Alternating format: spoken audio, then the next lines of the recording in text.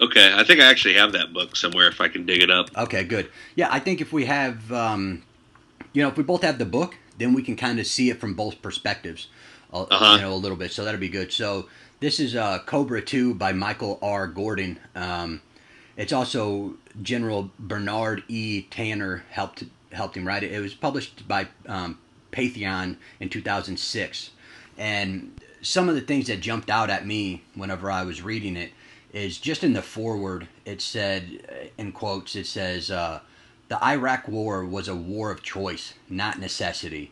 And my notes to that was, I was under the impression that the Iraq War was a necessity and that Saddam Hussein had weapons of mass destruction aimed at the United States.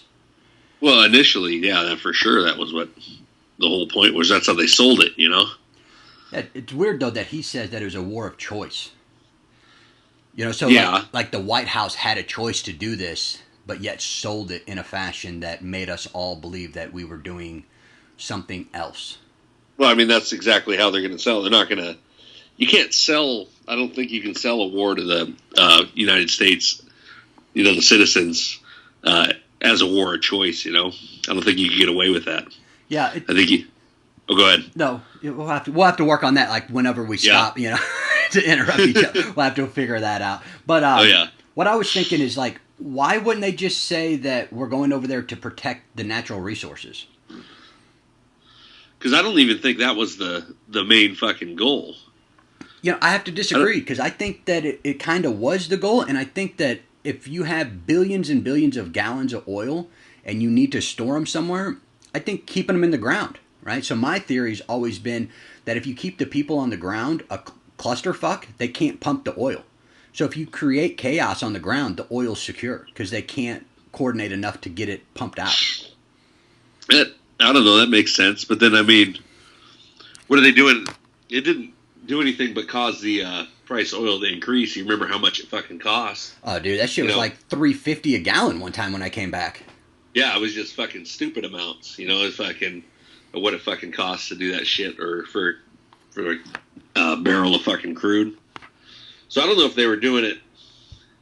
I don't want to say they were doing it at the behest of people, but we do a lot of stuff in the interest of the fucking Saudis. Yeah, so maybe that's what it was, right? So maybe it was just for the Saudis so that they wasn't pumping the oil, so that the Saudis could continue to pump theirs. Yeah, well, they could pump theirs and then they could sell it for a fucking premium. Yeah. Yeah, I haven't ran into any evidence of that. I do have some books about the Saudis, but that's a secretive nation over there, so it's all speculative for the most part.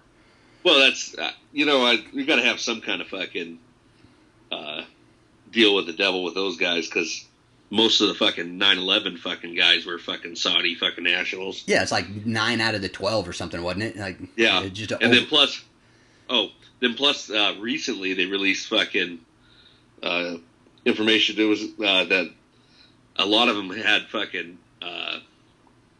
shit. Now I'm fucking blanking. They were helped by the Saudi government, and there was fucking proof on that too. Yeah, because I'd have to dig up. Didn't they just recently allow victims of 9/11 to sue the Saudi government? Yeah, I think so. I think that was. You haven't heard anything about it since then. No, see, that'd be an interesting topic right there. That's a whole story right there. It's just, why are we able to sue the Saudis, and we didn't go to war with them? Yeah, why wasn't that one of the fucking nations that we were fucking trying to take out? I think it goes back to your deal with the devil.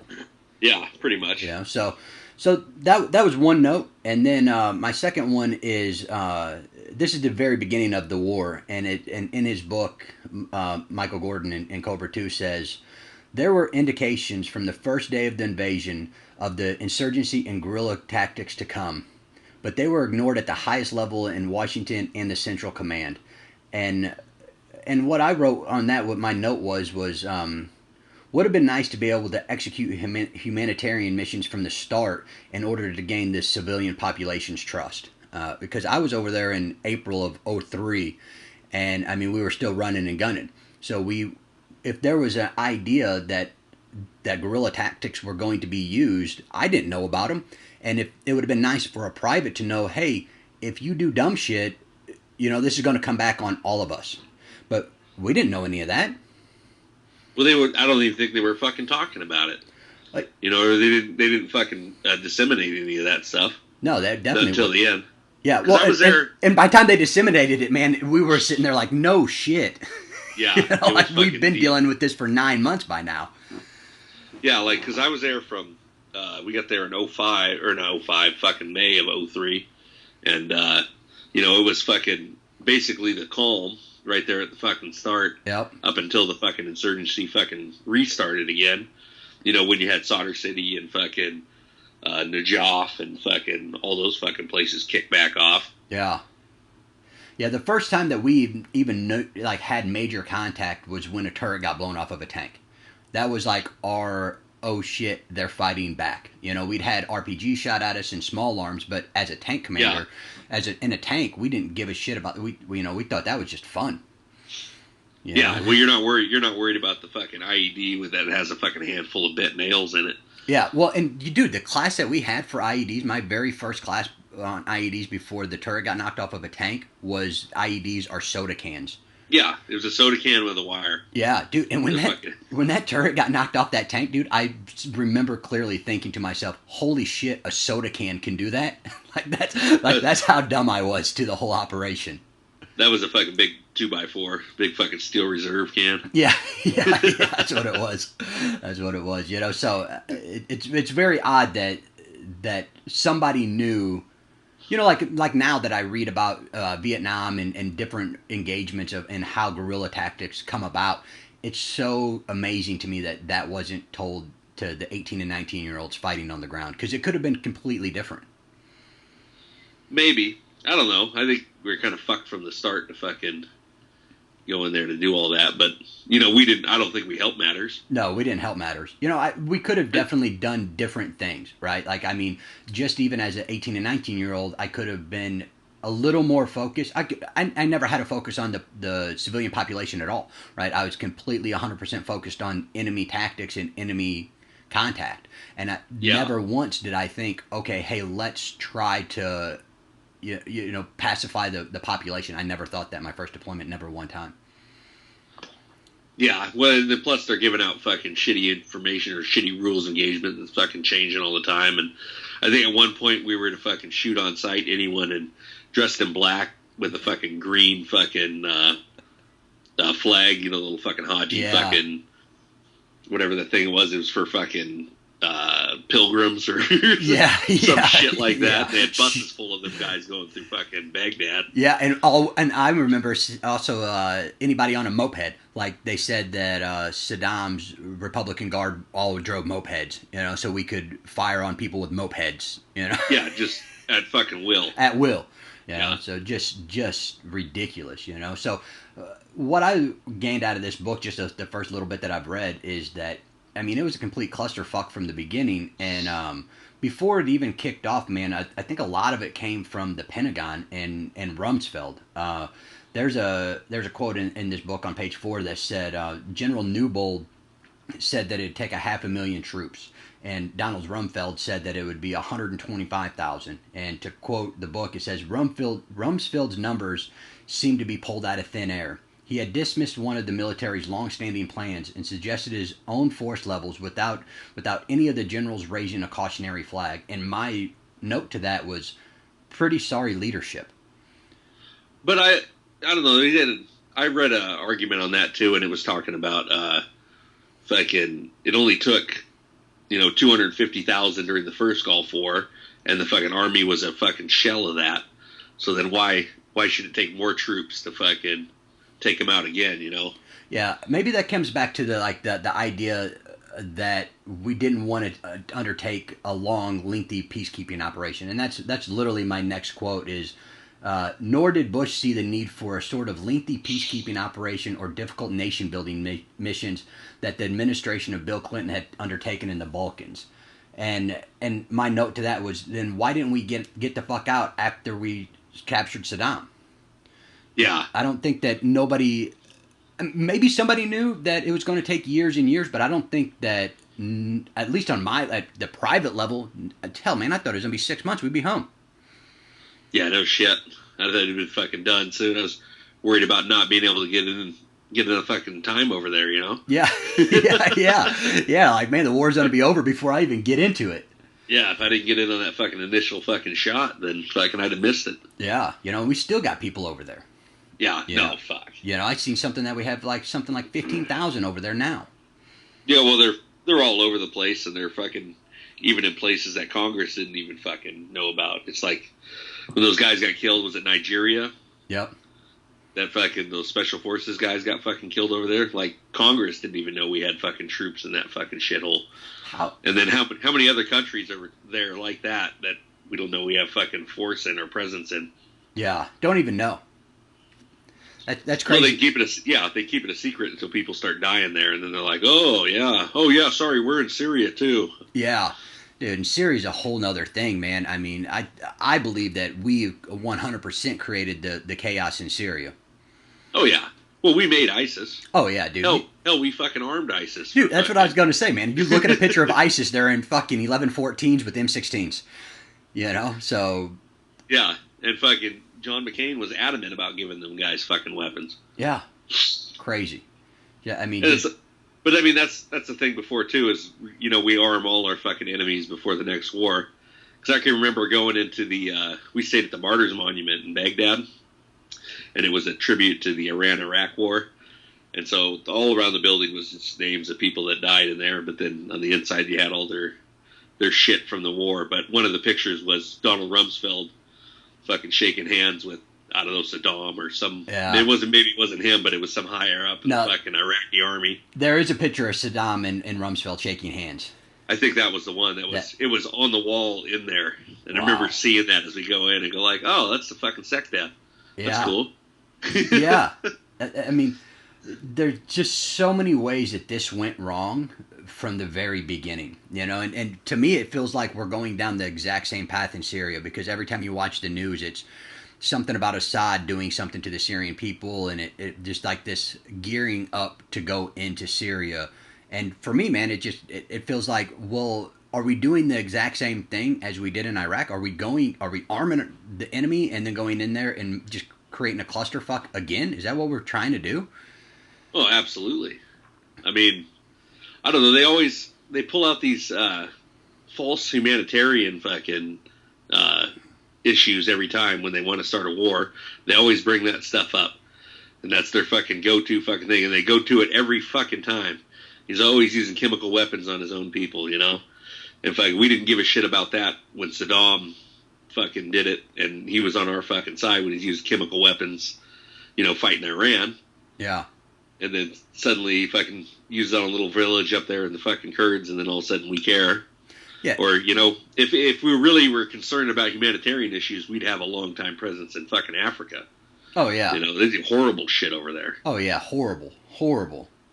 Yeah, I mean, that if we cared about humanitarian issues, that's where we would be. Yeah, no, 100%. Yeah. And Assad, going back to Syria, I think whenever he used them chemical weapons, I think his total number of deaths is like 80. Well, I don't even believe that he fucking used them. No. I think somebody else used it, or if they used them at all, or they just fucking falsified the video evidence. Because if you think about it, he was winning the war against ISIS. He was beating back ISIS. He was in a position where we didn't have any excuse to be over there anymore. And he was winning, and then all of a sudden comes out he used chemical weapons, which he known would have brought down the fucking hammer on him to kill fucking 60 villagers. It doesn't make any fucking sense. No, none at all. You know what I've been reading about a little bit too is the white hats over there. Have you heard about them? Yes. So, I guess there's some non-profit, it looks like, some just crazy group, but they happen to be on the scene immediately. So something happens and now there's 40 of these white hats on the scene, but yet they're coming from 300 miles away and they're there in 40 minutes. Like they're almost on the outskirts of every major engagement. So, well, I've also read something too. Is if they were claiming that the chemical weapons that they say were used, and they were walking around that area, they all would have fucking died. So, oh yeah, I don't know. It don't smell right to me. No, well, and it's so hard to believe the run up to war now. You know, like the run up to it and like the propaganda and the spin that's put on all of that to go into war to get the American population behind it seems so fake to me now. It just seems so fabricated. Absolutely. I mean, that started with Gulf of Tonkin. Actually, probably prior to that. Oh yeah. You know, I bet World War One, or actually, let's go back to the Spanish-American War if we really want to. But you know, with yellow journalism and that whole fucking works. But it's always you go to war under some false pretext, under fucking humanitarian issues, and then fucking it turns out later that it was all bullshit. Yeah. Well, I mean, we went to war with Cuba, and you know, remember the Maine.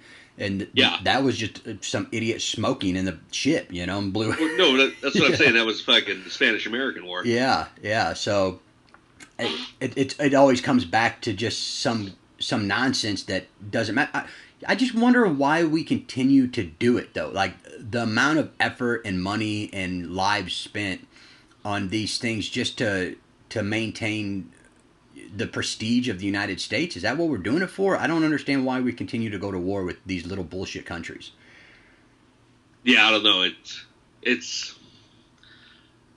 yeah, I yeah. I don't know, man. I'm fucking speechless when it comes to that. Well, you know, like Eisenhower. You ever listen to Eisenhower's farewell speech where he warns about the military-industrial complex?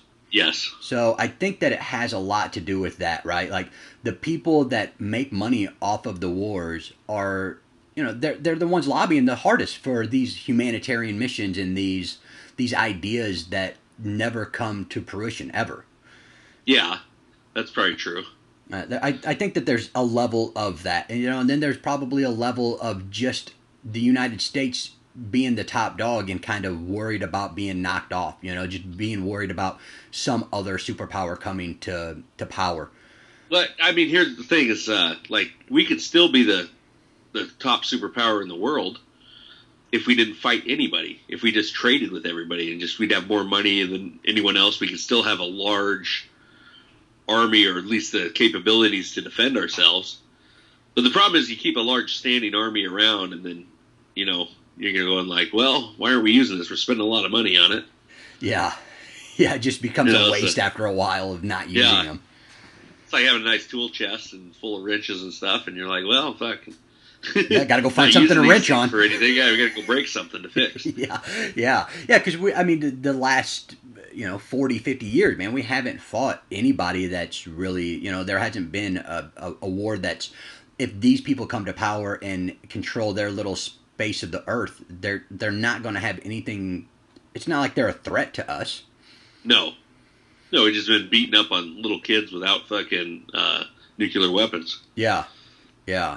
It's very strange, man. I mean, again, it just after going through it and kind of buying it, I never really bought into the bullshit of the patriotism of going to Iraq, right? I never really bought into like this idea of protecting America. I did at first, maybe, you know, like the first 2 months of being over there, maybe I bought into it. But then after a while, I was like, there's no way that these people can amass enough force to do anything to us. No, they couldn't fucking get out of the fucking region. They could barely fucking deal with their tiny neighbor over in Kuwait who was slant drilling on them. Yeah, barely, yeah. You know. So, you know, one of the things that I've been interested in since I've been out, man, is following the oil and the money. And it seems like they're not exclusive to each other, but they're really close to all the conflicts. You know, like whenever we got rid of Gaddafi, there was a oil concession that was up. They had like a 40-year oil concession with Libya. And whenever that was up, that's when we got rid of Gaddafi. It was like 3 years away from being over. And we got rid of Gaddafi. I don't know who's got the concession now, but there's definitely a correlation between natural resources and us going to war with these little bullshit countries. Oh, for sure. And then he gave up his nuclear program, too, or his ambitions for, and then he was playing ball with us until we decided to fucking get rid of him. Yeah. So you can understand why all these little tin pot fucking guys like North Korea, why they want to get fucking nukes. You know, because they're going to be on the fucking table then. You know, they're at the table fucking talking. Yeah. As opposed to somebody who's going to get the regime taken down and they're going to get sodomized to death in the streets. Yeah, dude, that was brutal, Gaddafi, dude. That was brutal, dude. That dude with that big knife, dude, right in the asshole, dude. Oh, yeah. Oh, my God. That was brutal. I said whenever we was over there, because we was in Iraq, that whenever they was getting ready to Gaddafi, and I said, you ever seen that movie Belly? It's like a old gangster movie. So. It's like maybe in like 2000 or so, but it was just these like inner city dudes selling dope, and they had like a kingpin, and the kingpin from Jamaica was getting taken out, and he went into like his living room, and he had a big foyer, and he just went out there with the AK dude, and kind of like Scarface, kind of went out like that. And I said, if Gaddafi goes out like that, I'm getting a whole back tattoo, a Gaddafi memorial tattoo. Yeah. And like our CEO, he was still drinking from the fire hose and everything. He's like, oh, that's just ignorant. And I'm like, fucking ignorant, messing with him. Yeah. What? Why? So, well, I mean, he might as well have, because he'd have been better off at the end instead of getting ripped out of a ditch. Oh, dude, and then stabbed in the asshole with a 13-inch dagger. Yeah. Yeah, Jesus. Yeah. Well, they probably didn't show the rest of it. I guarantee they butt fucked him to death out there. To death. Yeah. They just took turns. The whole group of however many of them was there, just going after him. I don't know, man. I think that just a lot of these things, like you said, man, could be figured out with trade wars, and not even trade wars, just the ability to trade with other nations would Absolutely. Help. Yeah, just fucking...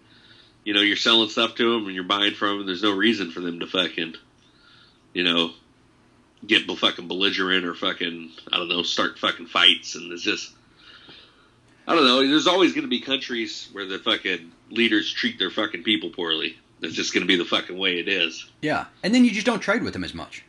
Yeah. Right? Or, I don't know. Even when you're not trading with them, all you're doing is hurting the people there because they can't make any money in that country. So like when you put sanctions on fucking countries, it doesn't hurt the dictatorship or the leadership on top. They're not the ones who suffer. No. And we seen them sanctions firsthand in Iraq and how miserable that was. Oh, absolutely. I mean, what did they say? 750,000 children died because of the sanctions they had on them for 10 or 15 years. Yeah, and so 750,000 died, and then how many palaces were you in Saddam's, in your career over there? I was probably in 15 toilets. of them, so it definitely wasn't hurting the top echelon at all. No, not even a little bit. I watched a documentary the other day on North Korea, and it said that Kim Jong-un has like 17 palaces throughout North Korea, and then it showed the kids starving. So that's sanctions at its best right there. Right now. Absolutely. I don't know. It just doesn't make any fucking sense the way we go about fucking dealing with stuff. But I don't know. It's all about power or money or... Yeah, well, I'm curious to know, like, the trade part of it is what's our, like, the trade for, say, corn or wheat or, whatever we're exporting. What's that compared to the amount of money that we're exporting in weapons, right? Because that's a huge, huge number of weapons that we're exporting. I seen Saudi Arabia bought, like, $3.5 billion worth of rockets or something, not too long ago.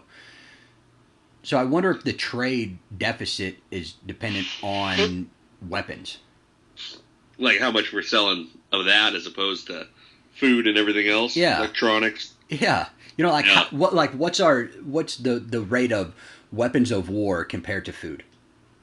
Well, it's big business for sure. Oh, it's huge business. And I think that, that's probably not 100% of it, but I think that's got a slice of the pie.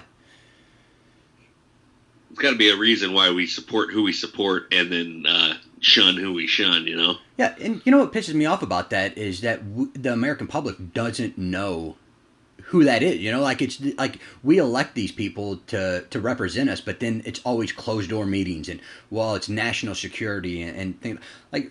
I thought democracy was supposed to be a little bit more transparent than it is. Yeah, well, definitely not. Not when they're making deals like that. Yeah. Well, they're, I don't know, just selling fucking rockets to Saudi Arabia or something so they can fucking kill people in Yemen. Yeah. For no fucking reason.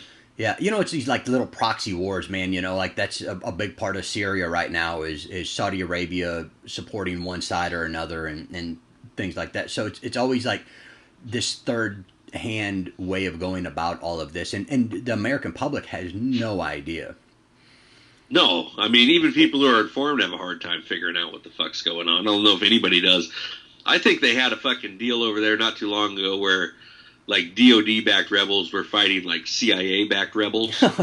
It was just something fucking stupid like that, you know. I think people are just fucking funding whoever they think is gonna fucking help them, and they're just fucking fighting over there for nothing. Yeah. I just always wonder who's gaining from that. You know, who's gaining from the Congress people or the Congressperson approving that money, or even the CIA director or whatever. Who, you know, like, what's the reason behind it? Like, why would you say, yes, we need to go fight these people? You know, whenever there's no discourse about it in the public. Yeah, I don't know. I mean, fucking Syria's always been on our fucking list for fucking removal, you know, as far as the regime. And I don't know if it's because Saudi wants a fucking pipeline into fucking Europe or something along those lines, or fucking, I've heard that before, but no guarantee that's even the fucking case. Yeah, I heard that before. I heard the pipeline. I heard just the oil, you know, just their oil that they have there. And the pipeline would seem to be the biggest one. Though, but that whole Syria mess, man, I looked at like a map and it tried to, like, it was something along the lines of Syria explained. And it was just like a map of Syria with bobble faces, you know, of people that are funding it and doing this and that. And it was like 40 different people, you know, all fighting. Like, they support this group a little bit, but this group fights these people and these people. And it was just such a chaotic mess that it made absolutely no sense whatsoever. Yeah, just this big fucking clusterfuck. And it's the only way to describe it. That's the only way to describe it. And like you said, man, if it was humanitarian, we would be in the Congo and Chad and places where people are literally starving to death every single day. Yeah, I don't know if it's humanitarian, we'd stop fucking supporting Saudi's fucking war in Yemen, where people are dying from fucking cholera, where they could, you know, it could be solved with just like giving them fucking clean drinking water. Yeah. You know? I don't know. Yeah, I don't know. I don't know either, man. I mean, I think that it's definitely like one of those things that to me it just feels not conspiracy theories, right? Like I don't think it's a conspiracy theory, but it's definitely something that's not. I think it's underhanded for sure. It's underhanded. It's definitely underhanded, and you know, and I don't know if it's just my experience in Iraq and that kind of being underhanded and not fully thought of and kind of a waste of lives and time and money, that now every time I see something like that, I believe that, or if it's truly like that. Well, the fucking biggest thing for me, what fucking soured me on the whole fucking thing, or I should say the fucking catalyst for it was I think it was the press fucking dinner where fucking old fucking GW was fucking talking about, he's making a joke, oh, where are those weapons of mass destruction? He's looking under the podium and stuff. You know, they got to be around here somewhere. Yeah. You know, it's just like, oh, it's just a fucking joke. Okay, I got it. Yeah. So that's why I wasted my fucking time over there. That's why people fucking died. Yeah. For a fucking joke, you know, you know, and that kind of goes back to like this elitism of the United States of who's running the country, right? Because it's none of those people's kids that are going over there. And if it is, oh fuck no. If it is, it's like fucking Joe Biden's son. He went over there, right? And but that was strictly just to put that on his resume, right? Like, I mean, that's a resume bullet. You know, it's not like you're a fucking grunt out there getting after it. You're in an office somewhere. He did fucking 2 weeks in fucking Qatar or fucking Djibouti or some fucking bullshit place like that. Oh yeah, I was there. Yeah, and you know, War on Terror. Just flew into the green zone and flew out in a day. Yeah, and you know, whenever he's in there, he's talking with generals and full-board colonels, you know, so that they have the most security around them ever, you know. So. Oh, absolutely. He's safer over there than he is in fucking D.C. Oh, definitely, you know. So like that idea that it's just. Maybe it's not maybe just the poor that are fighting these wars, but you know, a vast majority are people that don't really have any other options or are kind of limited in their upward mobility that enlist and go over there and do these things while this aristocratic population of the country is the ones making the decisions for them.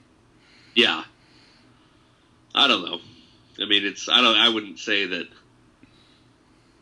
I was like forced into fucking doing it, you know, no. But it's just, I sure wasn't serving next to some fucking senator's son, that's for sure. No, I wasn't next to the senator's son, and I wasn't forced to do it. I enjoyed the shit out of it. I mean, honestly, I mean, if you know, I can't say that I'm disgruntled against it. I'm disgruntled against the why we went there and everything, but I don't know, man. I think maybe I was just one of those angry kids that wanted to go do something, and that provided me an outlet to go do something. So maybe that's why it's so easy to fight them wars, right? Because there's always a line of kids that are like that are just ready to go fuck stuff up. Yeah, I mean, I don't have my beef's not with the job. It's fucking where we fucking did it or why we did it. You know what I mean? Yeah. It wasn't the fucking thing itself. No, it wasn't the thing itself. You know, and my beef, like, another thing is, like, I don't have a problem with the people that engaged us so much, right? Like I... Not at all. You know, I hate it that, you know, people got hurt and killed, but I can't blame those people that did it. I can't blame them. No, not even a little bit. If it fucking... You had an invading army here, like fucking... I'd be getting after it. You wouldn't be out there, yeah? I'd be getting after it, bud. I'm almost 40, and I guarantee you I'd have a cell, you know? You'd be fucking HVT. I would at least be the 8 of spades, you know? You know? I don't even think I'd be a club or a heart, you know? I'd be a spade. I'd be a lower number spade, you know?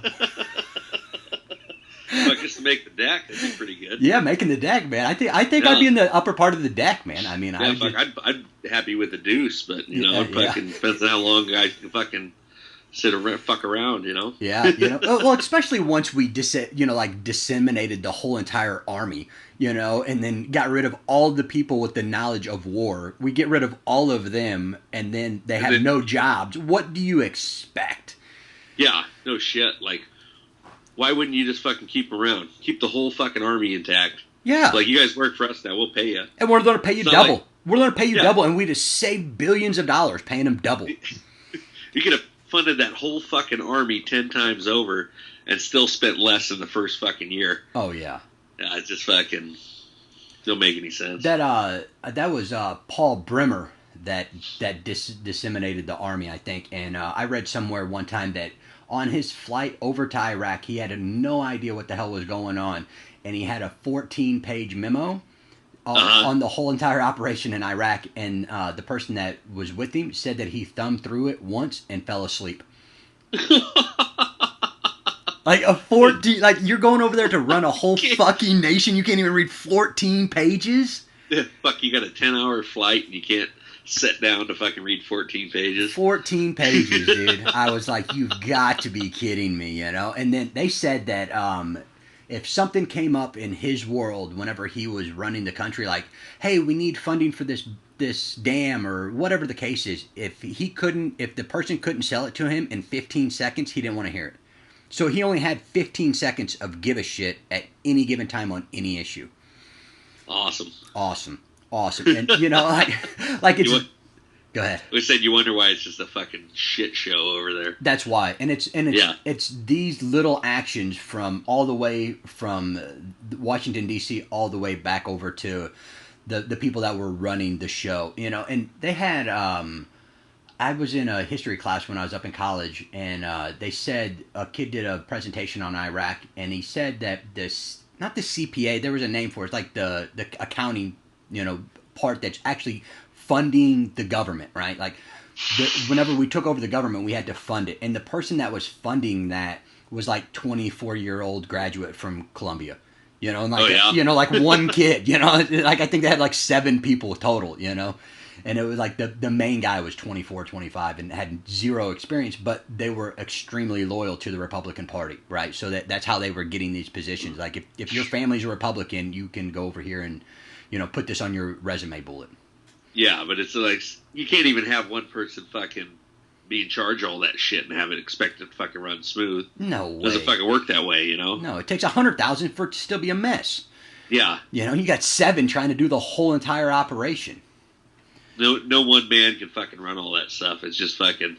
That's not how the fucking market works with all that. No. Well, and I think it would have been different if we would have had the actual UN backing, right? So we would have had multiple nations with their top leading people come together and collaborate on it and say, hey, this is how we should be doing it. But instead we went lone wolf style and didn't even get our best and brightest over there to figure it out. Maybe. I mean, fucking... I don't know, the UN goes in. When's their big fucking success? Fucking Somalia? yeah. Isn't that their latest mission? As I was saying that, I tasted a little shit in my mouth. As I was saying, we should have the UN. It's like they don't have a good fucking track record either. No. So it's, I just want to say that fucking going in, fucking up a country, and then trying to get it back on track is a fucking poor idea with fucking bad results. It is, and there's no case in history that says that that's a good thing to do. No, right? I mean, working with them and figuring, I think that we could have easily toppled Saddam, knocked out the first 40 or 50 Ba'ath loyalists, put them up on trial and got rid of them, exiled them or killed them or whatever we had to do to them, and then left everything else intact and say, okay, now we're going to fund you. What's the things that Saddam hasn't been doing for the population, right? Like, yeah, but I mean, what was the fucking, look at the pretext was fucking, Saddam has weapons of mass destruction. We don't want those falling in the hands of terrorists. Yeah. Saddam was fighting the terrorists. He wasn't fucking supplying them with fucking anything. Like, why wouldn't you just keep that guy in place? Yeah, because he wasn't doing anything, he wasn't, but I guess I think that a big part of it was like the sanctions, which I read a book not too long ago, and no, it wasn't even a book, I just like Googled like timeline of Iraq, right, and they were talking about the weapons inspectors coming in there, and Saddam, from what I read, he was meeting all the obligations, he was meeting them like, okay, hey, on the 5th, you have to have this done, and he was doing it on like the 3rd or the 4th, and they're like, look, he's bumping up against the timeline on everything, you're like, yeah, but you gave him to the 5th, asshole, I mean, why would you bitch about it when he's still a day early or on time? That's the whole fucking point, right? You just need that pretext. That's it. You just need a false pretext to go to fucking war for whatever fucking ulterior motive that you fucking have. Yeah, and I would love to know that ulterior motive. I would love to actually understand the why of all of that. I can go back to like some superficial idea of, oh, my dad didn't take care of you, so I'm going to, so that my daddy's proud of me, right? Like, that's an easy one to assume. Well, he also, I didn't try to assassinate George Bush Sr. I remember hearing something about that, but I've never. I don't think I've ever actually looked it up. I just took it at fucking face value, which is probably the wrong way to do it. Dude, I'm so paranoid in my fucking just dealing with politics or any of this stuff. Anything that comes at face value from anywhere is the most horrible thing ever. Like it almost makes me sick whenever I just say, like, whenever you read something and it says White House correspondence reports, you're like, that's probably bullshit. Yeah, for sure. Yeah, let's fast forward a little bit to like your last few weeks in Iraq. Like, what was your kind of thoughts as you was leaving, and kind of let me ask you a better question: is whenever you were leaving for the last time, did you know that was your last time? Yeah, because I was planning on getting the fuck out. No matter what fucking happened. Yeah. What was your thoughts as you was like kind of leaving the ground? Why the fuck do I keep going on these fucking missions, even though First Cav is fucking taken over and we've already showed them everything? Yet you took all the sights off my fucking rifle and I still got to go out and fucking show them around. Oh, I forgot about that. I forgot about that. I forgot going with this slick rifle. I remember that now. Oh yeah. Just fucking mad. Just fucking mad as could fucking be. Yeah. The way that like the military operated, I get a lot of it, right? I understand a lot of it, but shit like that, like the most common sense shit, just blows by so much of the leadership sometimes. Yeah. What was your thoughts, kind of like how you're leaving the population? Did you feel that you were leaving it in a worse or better place? I think the fucking city fucking degenerated as our time was over there in fucking Mosul. Because you were on that fucking deployment, and it didn't get any fucking better. No, it got worse. Yeah. We just put everything more on a fucking lockdown for a while, and then kind of fucking, I don't know, then it still got fucking, they were still blowing up fucking checkpoints fucking continuously. What was, like, why you was in Mosul? And while we were in Missoula, what's the one thing that you thought that was an actually good thing that we did? Or can you even name one good thing? Oh shit. See that right there is already a clusterfuck. You know, Yeah. like when a guy spends 15 months over there and name one good thing you did, and you can't. Yeah, I do mean, that I don't stuff. know. We fucking. I mean, it's nothing really even fucking all that awesome. We were staying on that fucking IA compound or IP compound or wherever the fuck it was. Cop killer. Okay, yeah. Yeah, but I don't remember who the fuck was out there with us. They were IA or IP. It don't fucking matter. One of them. Yeah, but one of them, they were doing a fucking dismounted patrol like right out in front of the fucking thing. And then the guy got fucking hit. They had a hit with an IED, and the guy blew his fucking leg. Just fucking severed, not quite severed it, but it was hanging him just by fucking meat. That's worse. Yeah. And so they fucking come in, and they bring him in, and they want to take him to the fucking our hospital. And then we're calling up, and they're like, "Oh, you can't fucking take him to our hospital. You know, he's got to go. They got to go do their own fucking evac." I'm like, fuck that. We just grabbed him and fucking ran him in there. Oh, good. So I mean, yeah, because they were all fucked up anyway. It's not like they got a whole good fucking CAS evac fucking system. No, throw him in the back of a pickup and bounce him down the road. You know, Yeah, like that was their system. Who knows where to fucking to go die in some emergency room in some shithole hospital. Yeah. So we just fucking took him in there and fucking got him fucking treated. Did he? I mean, I don't know. Do you know if he lived or not? I have no idea what the fuck happened to him, but he got better care than he would have fucking got. Yeah, definitely. Definitely. That's good. Yeah. Yeah. I don't think I don't remember. Like, I was on a tank the whole time in Missoula, so it's very difficult to do good from a tank, right? I mean, it's next to impossible, you know? It's like against the nature of the fucking tank. It is, you know? I mean, you just can't do it. You know, you can throw candy out it, you know? I mean, that's about it, you know? So you can't really do any good. But my last deployment, I was in the Najaf, and dude, like my CO was saying that I'd went native. They were like, you cannot take 13 cases of water with you on a mission in your Humvee, Carroll. And I'm like, why not? And they're like, well, we need the water. And I'm like, there's fucking pallets and pallets and pallets of that stuff. You know, let me go give it to the people. And I ended up having our medic. I don't know if he stole a bunch of medical supplies or he just acquired them, right? But we went just one day. We were supposed to go on a President's Patrol. And I just coordinated with the medic to get a bunch of stuff. And we didn't tell the population we were coming out there. But we just set up a cordon around the whole entire city and, left the gunners and a couple drivers in there. And then we dismounted through there and literally just went and gave, like, vaccines and shots and had our medic just treat, funguses on feet and, broken bones and shit like that. And our medic loved it. So that was, out of 48 months, I did good one day. Yeah. So that's the toughest thing for me to swallow a little bit is, like, I wasn't allowed to do more, right? And I think that comes back to like what I was saying earlier is that they knew that these guerrilla tactics were coming. I didn't know shit about Vietnam or, China and Mao or, guerrilla tactics. But I think if I would have known some of that, I could have been handing out water and could have been doing a little bit better not to incite violence.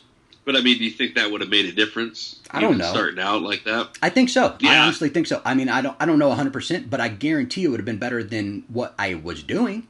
It was better than shooting every moped. Yeah, you know what I mean? Like it's better than that. So yeah, absolutely. So I think that if like Joe's and the average soldier would have been more informed on what was going on, I think that maybe there would have been a little more success. I mean.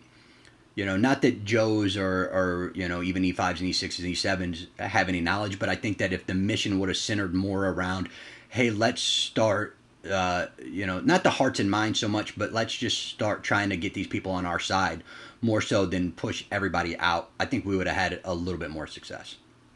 Yeah, let's just not blow shit up needlessly. How about that? Yeah, or just recon by fire, Yeah.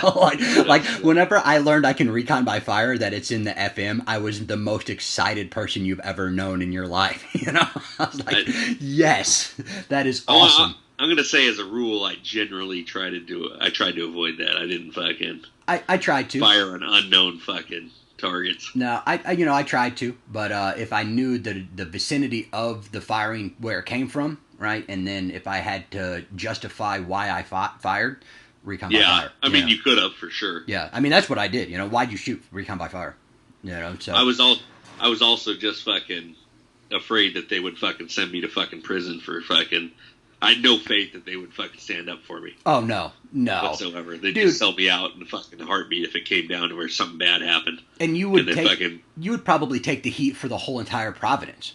Oh, 100%. Yeah. like Tom Bruhn was over here in this whole 400-mile square, you know, like every innocent death Tom did, you know. Yep.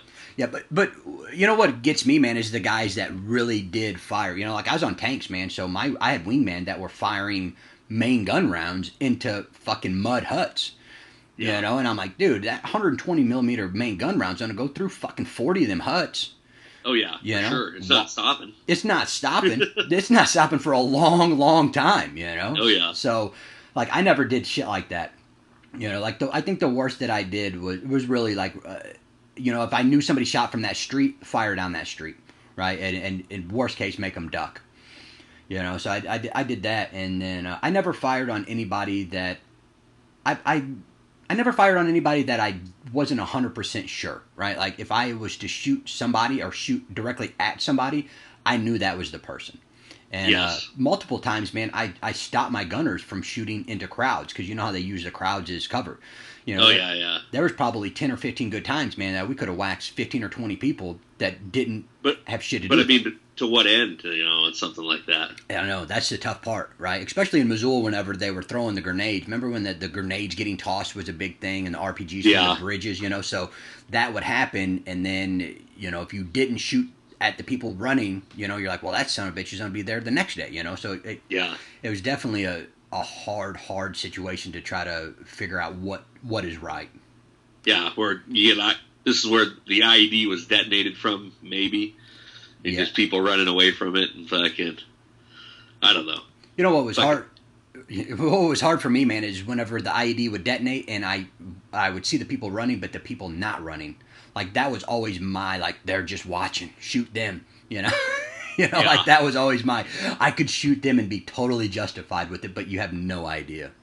You don't fucking know at all. No, and, you know, and fuck, probably 9 times out of 10, those were, those weren't even command det, you know, they were probably pressure-plated IEDs of some sort, you know, so they're victim-activated IEDs anyway. Yeah, a guy doesn't fucking know until they fucking look at them later, and then maybe, if they do. Yeah, or if you even find out what it was, right? I mean, how many IEDs were you hit by that you never, there was never any follow-up on whatsoever, that nobody knows shit about it? 99% of them. 99% of them, yeah. Yeah, I think we stopped looking at the fucking IEDs about 2 months in after they started using them during OIF1. Yeah. And it was like, oh yeah, something blew up. Then you go to fucking NTC, and they tell you fucking 100% of the time, if the IED's on the right side of the road, it was detonated from the right side of the road. You just see the mass fire on that side. I'm like, fuck you. Yeah. Let the enemy figure out that that's our tactic, and they'll be fucking shooting us from the left all day long. Yeah. You know, like, the funny thing is they tell you that, and then fucking you go to do the fucking training, and somebody's stealing something out of the Bradley, and you gun those guys down, and then you get told you're going to fucking prison because there's no reason you should shoot a guy for stealing nods. Yeah, but you know, just fucking mixed message fucking bullshit. You don't know what the fuck's going on. They don't know what the fuck's going on, and they're telling you like it's fucking gospel. Yeah, and it's gospel that changes every 6 months with your CO.